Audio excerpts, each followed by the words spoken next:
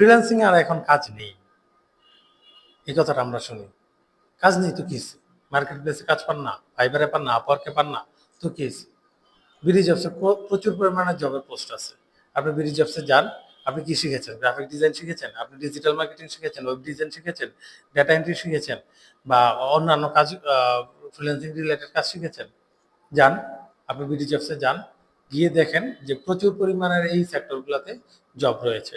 আপনি জব করেন, আপনাকে যে ফাইবারেই কাজ করতে হবে, আপনাকে যে আপওয়ার্কেই কাজ করতে হবে এমন তো কোনো কথা নেই।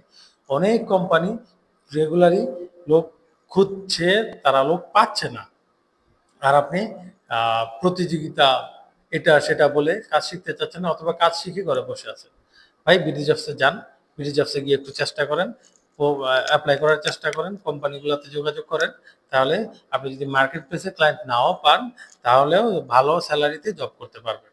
তা বেকার শুধু বসে বসে না থেকে ক্লায়েন্ট না পেলে এইভাবে চেষ্টা করেন, ইনশাল্লাহ কাজ হয়ে যাবে।